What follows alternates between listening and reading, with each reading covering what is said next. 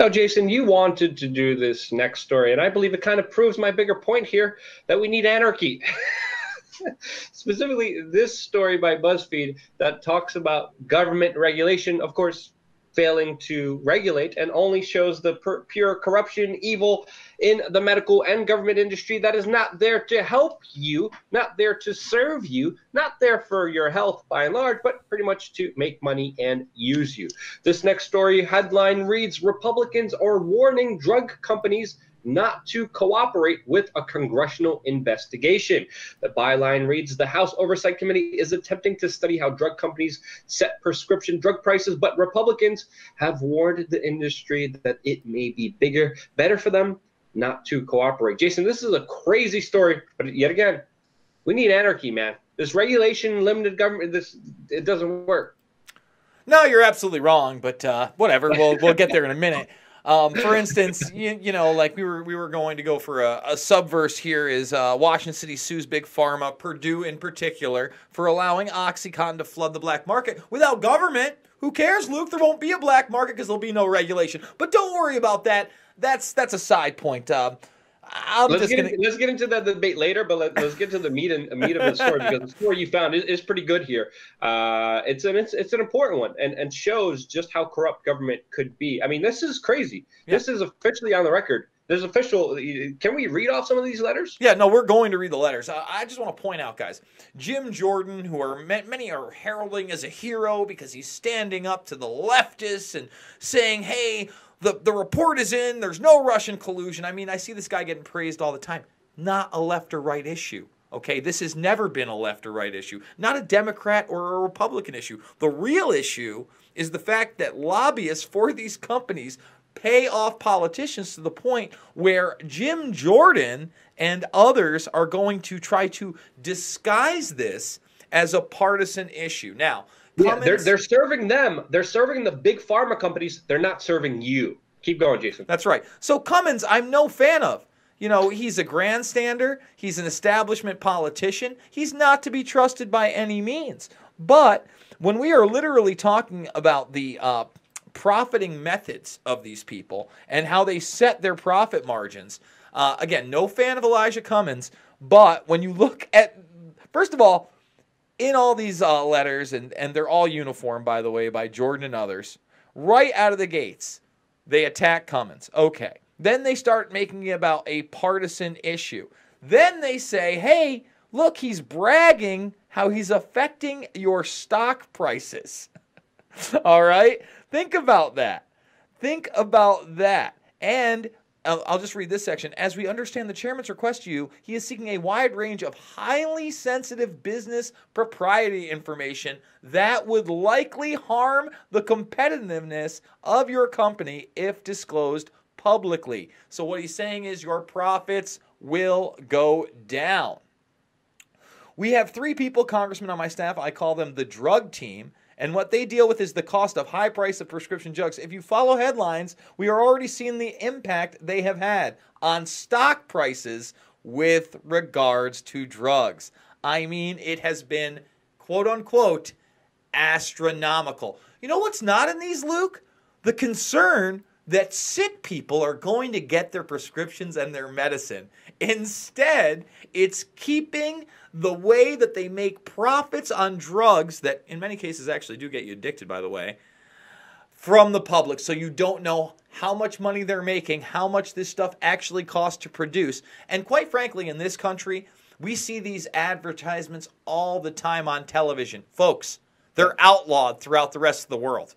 Okay. Yeah, knowingly addicted, used and abused and thrown out into the system, where now heroin is rising back up in popularity and usage, mainly because of the opioid epidemic, mainly because of OxyContin, mainly because of the synthetic heroin that has been given out and legally sold by the biggest drug dealers out there, the people in lab coats who are just being paid off by big interests. Again, this is what we need to understand here. Big money controls a lot of these aspects of our lives, and they're not here to help us. There's 2-year-olds in this country, in the United States, that are literally on antidepressants. There's been wide-ranging scandals where major firms have been fined $3 billion caught bribing doctors to increase drug sales, putting youngsters, changing the brain chemistry, playing around with young children's minds.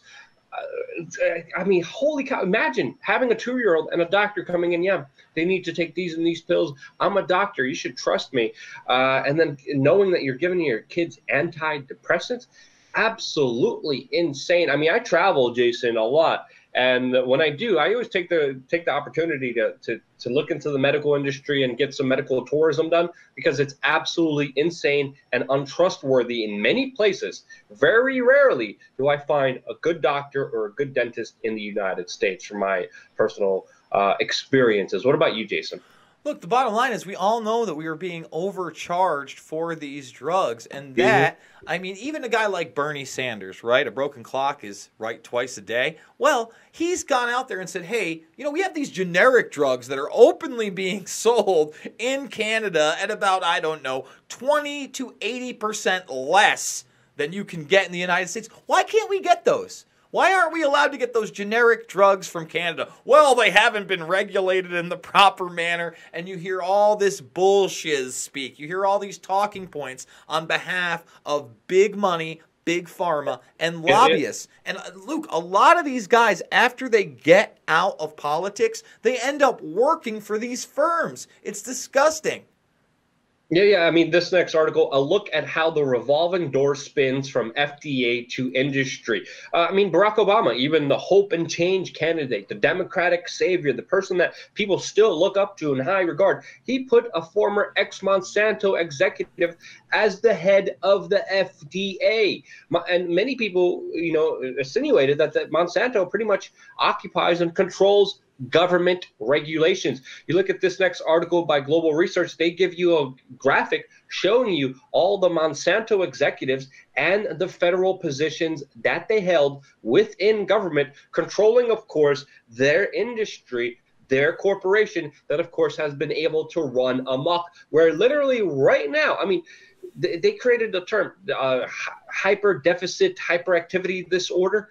2 to 3-year-olds given crazy psychotropic medications, by the way, which a lot of mass shooters, mass killers are on. But that's not a debate that we should ever have. We shouldn't have pharma control debate. Of course, blame it on the gun or the spoon for making people fat. But no. Don't talk about the actual things that psychologically change our mindsets and create a worse situation off. And again, Jason, how can we trust regulations? How can we trust government? This is the earlier point I kind of made here, to regulate them when they're controlled by the same people. This is why, again, some people do believe in anarchy, and I push for limited government.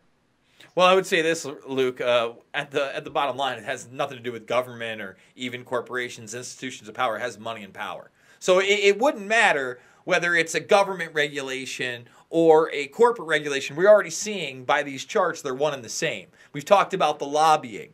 The bottom line is, if we had a system of checks and balances, which we no longer do, if we were to criminally prosecute people that headed up Purdue instead of just taking them to civil court, and we did what our forefathers said and kept money out of politics, essentially making lobbying illegal, we'd be in a much better spot to regulate things. But that's not what we have, okay? We have a system where corporations can come in and buy off government officials, promise them positions of power within their corporation after the fact, or vice versa, have them work for your company for 20 years, and then all of a sudden they're at a high-level government position so that they can just deregulate everything. It's a circle of corrupt power, and these institutions feed off of one another. They are not separate from one another. That's the point I'm making. If you eviscerate one, the other is still powerful. You can't separate them, man. They're the same exact thing. So are you saying we need more government regulation to the already failed government regulation? Never said that. Not once, actually. If you actually listen to what I said, Luke. I'm asking. All I said, it's very simple. Again, 3 branches of government. Checks and balances, lobbying, dunzo, get them out. No lobbyists whatsoever. No lobbying donations. We get rid of super PACs. We live in an era where if politicians want the same airtime as another, The internet is there. Okay? That's something that was promised to politicians, should be promised to politicians, so you can run a fair campaign. Listen, man, the idea that government is the worst of the worst is stupid. The idea that they're the best of the best and they're saviors is stupid.